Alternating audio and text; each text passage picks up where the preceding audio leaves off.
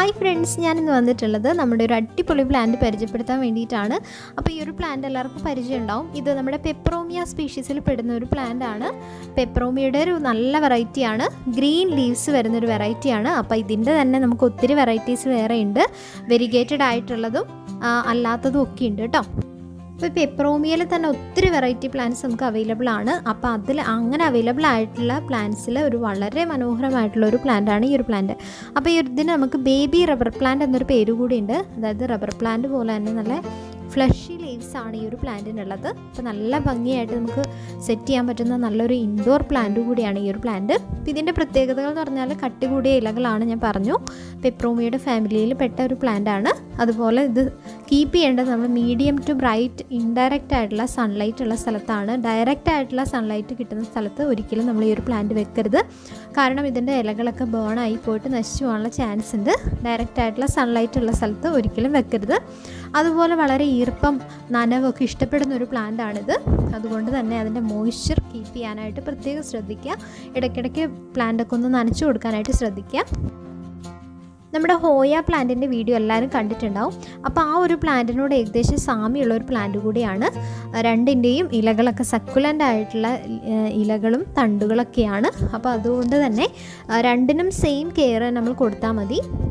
Humidity ഇഷ്ടപ്പെടുന്ന ഒരു plant ആണ്. അതുകൊണ്ട് തന്നെ നമ്മൾ നനവ് എപ്പോഴും നിലനിർത്താനായിട്ട് ശ്രദ്ധിക്കുക.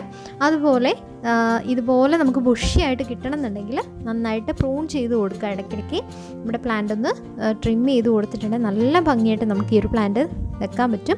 അപ്പോൾ ഈ ഒരു പ്ലാന്റിൻ്റെ പ്രൊപ്പഗേഷനാണ് ഞാനിപ്പോൾ കാണിക്കുന്നത്. പ്രൊപ്പഗേഷൻ എന്ന് പറഞ്ഞാൽ വളരെ സിമ്പിളാണ്. നമുക്ക് മറ്റ് പ്ലാന്റുകൾ പോലെയല്ല, വളരെ സിമ്പിളായിട്ട് നമുക്ക് സ്റ്റെമ്മെന്നും അതുപോലെ തന്നെ ലീവ്സൊന്നും നമുക്കിന്ന് പ്രൊപ്പഗേറ്റ് ചെയ്തെടുക്കാൻ പറ്റും. അപ്പോൾ നമ്മുടെ പ്ലാന്റ് അത്യാവശ്യം നല്ല ബുഷി ആയതുകൊണ്ട് തന്നെ ഞാനിവിടെ സ്റ്റെമ്മെന്ന് പ്രൊപ്പഗേറ്റ് ചെയ്യുന്നത് എങ്ങനെയാണെന്നൊന്ന് കാണിച്ചു തരാം. അപ്പോൾ നല്ല മൂർച്ചയുള്ള ഒരു ബ്ലേഡോ കത്തിയോ എന്തെങ്കിലും എടുത്തിട്ട് ഇതുപോലെ നമുക്ക് ചെറിയ ചെറിയ കട്ടിങ്സ് ആക്കിയിട്ട് നമ്മുടെ പ്ലാന്റിനെ ഇതുപോലെ ഒരു പ്ലാന്റ് ഉണ്ടെങ്കിൽ നമുക്ക് ഒത്തിരി പ്ലാന്റ്സ് ഈ ഒരു പുതിയതായിട്ട് നമുക്ക് പ്രൊപ്പഗേറ്റ് ചെയ്ത് എടുക്കാൻ പറ്റും. അപ്പോൾ ഞാനിവിടെ കുറച്ച് സ്റ്റെംസൊക്കെ ഇവിടെ കട്ട് ചെയ്ത് എടുക്കുന്നുണ്ട് കേട്ടോ. അപ്പോൾ അങ്ങനെ കട്ട് ചെയ്യുമ്പോൾ നമ്മുടെ ചെടിയൊന്ന് നന്നായിട്ട് പ്രൂൺ ചെയ്യുകയും ചെയ്യാം. അതുപോലെ നമുക്ക് പുതിയ തൈകളൊക്കെ ഉണ്ടാക്കിയെടുക്കുകയും ചെയ്യാം. അപ്പോൾ ഞാനിവിടെ കുറച്ച് കട്ടിങ്സ് എടുത്തിട്ടുണ്ട് കേട്ടോ. ഇനി ഞാനിവിടെ എടുത്തിട്ടുള്ളത് പോട്ടി മിക്സ് എന്ന് പറഞ്ഞാൽ വേറെ ഒന്നുമില്ല, നമ്മുടെ മണ്ണും ചാണകപ്പൊടിയും മാത്രം മിക്സ് ചെയ്തതാണ്. അപ്പോൾ ഇത് വേറെ ഒന്നും ആഡ് ചെയ്യേണ്ട, വെറും മണ്ണാണെങ്കിലും ഒരു കുഴപ്പമില്ല കേട്ടോ. അപ്പോൾ നമുക്ക് താഴെ ഇതുപോലെയുള്ള ലീവ്സൊക്കെ ഒന്ന് കട്ട് ചെയ്ത് കൊടുത്ത് ക്ലീൻ ചെയ്തിട്ട് നമുക്ക് എന്താക്കാം, നമ്മുടെ ഈ ഒരു പോട്ടി മിക്സിലേക്ക് ഒന്ന് കുത്തി വെക്കാം.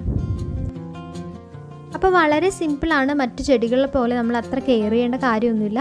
ഇങ്ങനെ നമ്മൾ നട്ടിട്ടുണ്ടെങ്കിൽ വളരെ പെട്ടെന്ന് നമ്മുടെ പ്ലാന്റ് വേരൊക്കെ പിടിച്ച് സെറ്റാവുന്നതാണ്.